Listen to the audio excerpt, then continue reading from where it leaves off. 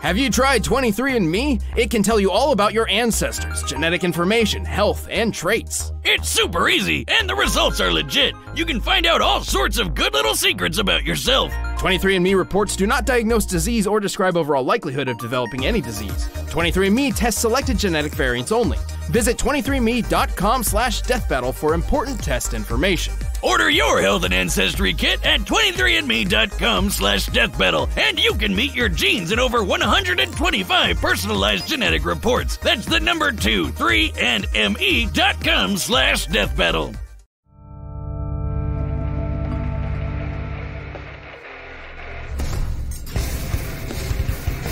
Whether it be justice, vengeance, or the thrill of the kill, bounty hunting isn't for the faint of heart. Especially when your usual targets are superheroes. The Ghost Rider, Marvel's relentless spirit of vengeance. And Lobo, the space-hogging main man of DC Comics. He's Wiz and I'm Boomstick. And it's our job to analyze their weapons, armor, and skills to find out who would win a death battle. Even at a young age, Johnny Blaze lived life on the edge. Son to the accomplished cyclist Barton Blaze, he was sadly witness to his father's death in a stunt gone wrong. But he got adopted by another stuntman, Crash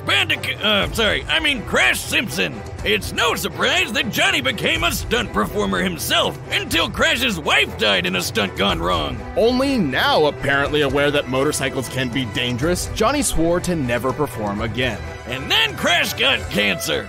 Damn, even I don't have parent issues this bad. Completely devastated, Johnny refused to let Crash die. Willing to risk it all, he turned to the one person who could fix everything. Everyone's favorite problem solver, Satan! Hail Satan! This was Mephistopheles, one of the many lords of hell who happened to have a special interest in Johnny's family line. To save Crash's life, he cut a deal with the devil, curing the cancer at the cost of selling his soul. The deal succeeded, and Crash was healed, but then he died in, well, a stunt gone wrong. I mean, he's a stuntman whose name is Crash. Should have seen it coming. And after all that, Johnny got stuck with being Mephisto's bitch for eternity. Mephisto even sandwiched him together with a demonic spirit of vengeance named Zarathos. Zarathos! Ask your doctor if it's right for you, or your exorcist. Long ago, Zarathos was a powerful demon who threatened Mephisto's realm. Eventually, Mephisto defeated him, forcing him into eternal servitude. And with their power combined, Johnny and Zarathos roamed the world, punishing the wicked as the embodiment of a death metal album cover, the Ghost Rider. Ah! Oh God, that's terrifying! Well, sure, his visage instills fear unto many. What? No, Ghost Rider looks awesome! I'm talking about Nick Cage. Agreed.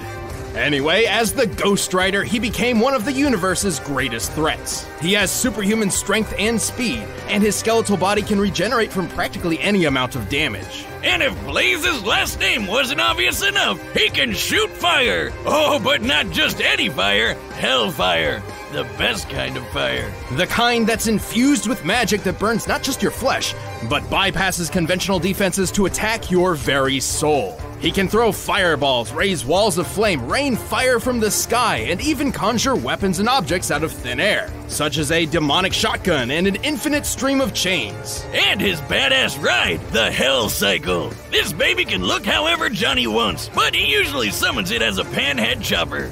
It can respond to Johnny's thoughts, scale walls, and even outrace Thor's hammer Mjolnir. The same hammer that crossed a galaxy and back in a single minute. You know, I lit my chopper on fire once. I didn't know you had a motorcycle. Well, yeah, up until the fire. Uh-oh. Rest in peace, Roadhog. At least you went out in a blaze of glory, like Bon Jovi said. But while his hellfire and chains are vicious weapons in their own right, they're often used to ensnare the Ghost Rider's victims as he goes in for a truly diabolical kill. Or should I say, a penance. The penance stare is basically Hell's timeout corner of pain. Ghost Rider isn't angry, he's just disappointed, and he wants you to think about what you've done, and it to hurt. A lot. Under the penance stare, the Ghost Rider forces you to relive all the pain and misery you've inflicted on others throughout your entire life. No indiscretion, no matter how minor, is safe from the Ghost Rider's gaze. So that time I put ground laxatives in my 4th grade math teacher's coffee and gave her the shits. Does that mean the stare would give my soul the shits too? Not literally, but you would experience the anger, humiliation, and the butt cramps. So basically eternal damnation, got it. But should your sins be so numerous and terrible, the penance stare could even obliterate your soul, leaving you an empty husk. The stare doesn't work on everybody, though. You might survive if you're blind, don't have a soul, draw power from pain, or if you're a weirdo like Thanos who gets off on that shit. Still, Ghost Rider's grab bag of hell powers let him tear up some of the biggest assholes in the world, and even some of the good guys like Hulk, Thor, and Doctor Strange. He's quick enough to dodge bullets or even outright catch them in his teeth. He's powerful enough to create massive eruptions, blow up mountains, and even tear down a skyscraper. The average skyscraper weighs over 200,000 tons. That's the same weight as 1,100 blue whales. Or one ex-wife. I'm gonna write that on her next alimony check. And given his hellish heritage, he's rather difficult to kill. Bullets, poison, fire, he's survived it all. Even a beatdown from World War Hulk just got him even more pissed and extra flamey. Not just that. Remember Zarathos? Johnny Blaze isn't simply a host for the demon, but a limiter for his full power. Throughout his life as the writer, Johnny has constantly battled Zarathos in the mind, barely holding on to some semblance of sanity. Should his will to resist the demon falter, Zarathos can take full control, and all hell breaks loose. Not literally, but pretty close. Oh, and plot twist, Zarathos was never actually a demon at all, but an angel of justice. Fire skull head and everything. When he's unleashed, he becomes so powerful, even Doctor Strange wets his robes. And this is the guy who pops supernovas like Pez. While Zarathos was bonded to another host, they even managed to defeat Mephisto in his own realm. For reference, Mephisto once battled Galactus, devourer of worlds. Stars detonated, galaxies trembled, and the entire universe was at risk, simply as a byproduct of their battle. And if Zarathos wasn't terrifying enough, he likes to eat souls. Of course, the Ghost Rider isn't invincible. Johnny is technically vulnerable as an ordinary human being. Even while transformed, the Rider can be killed via holy weaponry. But Johnny's doing alright, sitting pretty on Mephisto's throne. I guess things worked out okay for him, even if he's not too keen on being the devil's bounty hunter. So let this be a warning. Should you ever hear the rumble of a motorcycle in the distance and the glow of an ethereal flame on the horizon, count your sins, because the Ghost Rider is coming. And may God have mercy on your soul. Sorry, all out of mercy.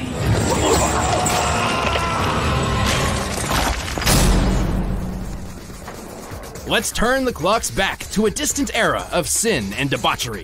The 1990s. Inspired by the financial success of Watchmen and The Dark Knight Returns, comic writers started churning out grim and gritty superheroes by the dozen, like Cable, Azrael, and Overkill. Yeah, they were badass looking at first, but I mean, what's even happening here? It got so absurd that someone needed to knock these roided out monstrosities down a peg. The world needed a hero. No, a parody. Enter the planet Zarnia, once the brightest beacon of peace and happiness in the universe, until its inhabitants were annihilated by a biological catastrophe, leaving only one survivor, the last son of Zarnia, Lobo. The one that killed all the rest of them. A guy whose name literally translates in Zarnian to "he who devours your entrails and thoroughly enjoys it." What? Awesome!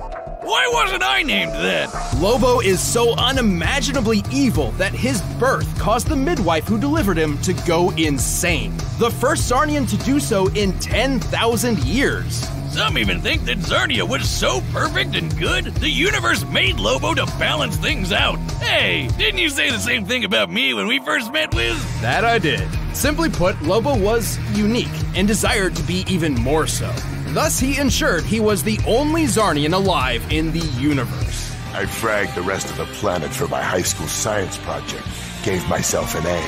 Yeah, he's definitely insanely awesome! Lobo left the desecrated corpse of his former home to become a bounty hunter, probably because it's the only profession that legally allows him to murder. Don't worry, he'll murder you illegally too. Lobo doesn't discriminate. He even has a special gender-neutral insult and the name of my next motorcycle, Bastitch. My bike! Dragon bastard! Anyway, Lobo's bagged some pretty crazy bounties across the universe, including Santa Claus, 2 near-omnipotent dwarf gods, and even things that don't exist, apparently. And Lobo's Zarnian physiology is just as absurd to match. He possesses godlike strength, speed, and invulnerability, so much so that he can tear through hordes of superheroes like nothing. Should he somehow suffer damage, he also has an impressive healing factor. He's like if Superman and Deadpool had a baby, which is a lot more terrifying when I say it out loud. Did somebody say Deadpool? No, go away! There. He's gone. Whew. Wow, I didn't think you had it in you. Oh, honey, that's not true. Haven't you heard? No one's ever really gone. See you later. I swear to God I'll kill him someday. So, you had the replacement plan on that TV, right? Back on topic, Lobo can regenerate from a single drop of blood, and each one he sheds will actually grow into a completely new Lobo. No, I'm not making that up. No wonder there wasn't any war on Zarnia. Nobody can kill these friggin' bestitches. It helps that he's also a super genius who knows well over 17,000 languages. He can perform complex physics equations in his head quickly enough to catch the Flash, and can build planet-destroying weaponry out of garbage. His brain is no joke. He can resist mind control because he's too ornery, and he's got so much willpower he can literally walk through Green Lantern constructs. You know, those things powered by willpower. And befitting his occupation, Lobo is a master sharpshooter, tracker, and can, by his own admission, deduce the weak points in any opponent. Like how my shotgun leg jams if booze gets in it. I would have gone with your crippling alcoholism, but sure, that too. Lobo may be a powerhouse on his own, but he also comes equipped with guns, knives, swords, grenades, and a bomb that he sent back in time which accidentally killed the dinosaurs. Whoops. His favorite is his enormous hooked chain. But when his job takes him across the universe, he hops on his Space Hog, a customized Spaz-Frag 666, which has automatic machine guns, responds to his whistle, can fly fast enough to escape black holes, and blasts "Born to be Wild." Wait. How can he sing in the vacuum of space? Oh, that's where you're drawing the line? Not the time he, say, pulled the alien entity Solaris out of the sky, which is as heavy as a star, despite lacking leverage? I like how he even admits that didn't make any sense. Using a small to medium-sized star like our own sun as a reference, Solaris should weigh nearly 2 octillion tons, over 300,000 times heavier than Earth. So, pretty tough to bench press. But how about the time he was fighting some rabbits and then he got so face-meltingly angry that he just straight up ate a city, all at once? Disclaimer, don't eat away your feelings. It's not healthy. Drink them away instead. Don't do that. But that is trillions of tons of steel and rubble condensed into a sphere smaller than the palm of his hand. By my calculations, that compressed ball should be over 20 times denser than a neutron star. Oh God, imagine that coming out! This unimaginable strength lets him brawl with the likes of Superman. But that's barely scratching the surface. Name anybody in DC Comics and it's likely Lobo's kicked their ass. He can even punch ghosts! Sounds like the only thing that can kill this guy is an act of God. Not even that. After rampaging through heaven and hell, tearing through armies of angels, demons, and what have you, Lobo's bloodlust on a literally biblical scale got him banned from the afterlife. As in, death was told that Lobo's soul was not to be collected. So he just can't die now? Not in the traditional sense. He's had his head disintegrated, been reduced to a skeleton, even been turned into a spirit that just kept on fighting until he got his body back. The only thing that has ever really held the big lug back is his weirdly consistent integrity. Namely, he'll always keep his word no matter what. Seems pretty weird for a cosmic madman, but he also loves dolphins and will literally go to hell and back to protect them, so who even knows anymore? He's not without his failures, though. His greatest of which was perhaps something entirely out of his control. His reboot. What the hell is that scrawny, emo, Edward Cullen-ass looking dork? That's New 52 Lobo, a serious, tortured, modern interpretation. Everything that Lobo was meant to be a parody of. Thankfully, someone at DC developed a sense of irony and literally shelved this loser. The real Lobo returned better than ever and got back to doing what he does best. Kicking ass across the universe. He's not just some two-bit alien villain. He's the main man, and the whole universe knows it. See? Someone's paid me a heap of cash for your carcass, and the main man always delivers. All right, the combatants are set, and we've run the data through all possibilities. But first, rev up your engines for this delicious food deal with Blue Apron. By now, you've probably heard of Blue Apron, the leading meal kit delivery service in the U.S. Choose your meals each week, get the ingredients delivered to your doorstep, and whip up a meal using the easy-to-follow directions provided. Check out their summer menu and try out their customer-favorite plant-based burger with the Beyond Burger. I never thought a plant burger would be a good idea, but I was totally wrong. You gotta try it. And there's plenty more to love about Blue Apron. My favorite part is feeling like a master chef, making creative and delicious meals with my own hands. You guys really need to try it out. It's pretty nice coming home knowing I'll have a delicious meal I can whip up with ease. Blue Apron supplies the recipe, you do the cooking, and the result is truly beyond. Check out this week's menu and get $60 off at blueapron.com/battle. That's blueapron.com/battle. Blue Apron, a better way to cook. But right now, it's time for a death battle!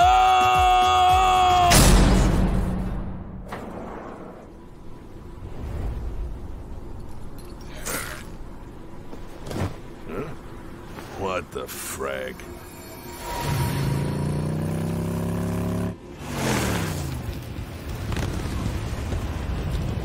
Lobo of Zarnia, your sins are innumerable. I am here to...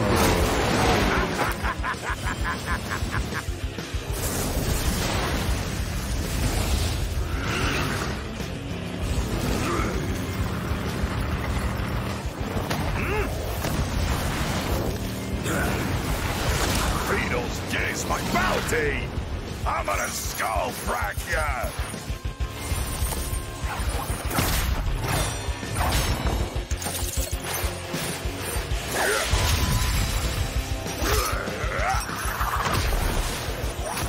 You're one ugly freak. Look into my eyes. Your soul will burn in hell.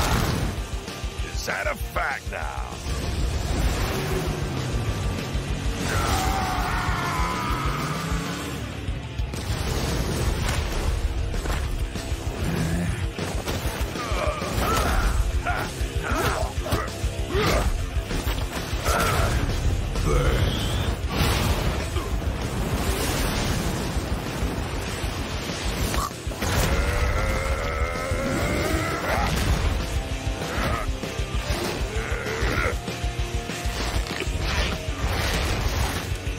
Bottoms up!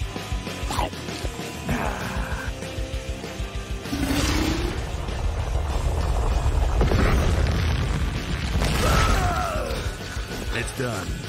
About time. Not yet, scuzzball!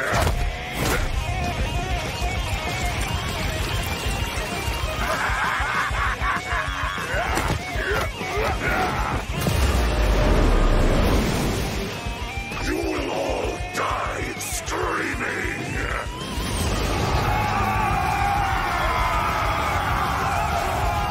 Eat this, you bastards!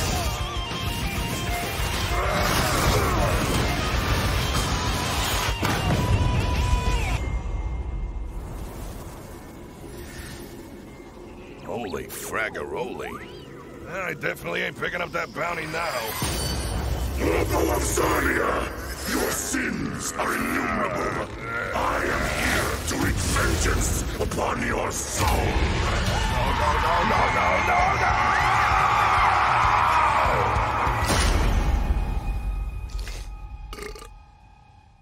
No! KO! Damn, that was toasty! Wonder what Ghost Lobo tastes like. Being so absurdly powerful, Lobo definitely held a massive physical advantage against the Ghost Rider. Yeah, that was obvious. Skullhead took down a skyscraper while Lobo dragged around a frickin' sun. But Ghost Rider survived some pretty incredible things. Almost as incredible as these new shirts from store.roosterteeth.com. Ah! Time and place, Boomstick. Come on, we gotta eat. Even World War Hulk couldn't finish him off, and Lobo didn't typically carry any holy weapons, which meant he really did not have a good way of killing the Ghost Rider. Yeah, but who needs holy weapons when you're strong enough to crush a whole city? Couldn't he just overpower Johnny? A good question. However, do you recall how powerful Zarathos was?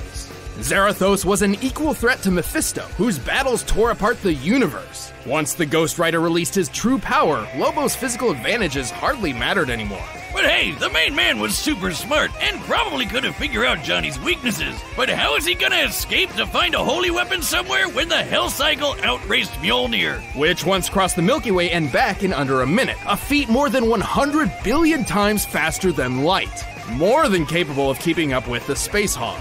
They were both as unkillable as you can get. But since Lobo was banned from the afterlife, how could he ever lose? This is where the fine print matters. Death was banned from reaping Lobo's soul, but that doesn't mean the soul itself could not be destroyed. This is where our research surprised us the most. It turns out the Ghost Rider had 3 different methods of specifically targeting Lobo's soul.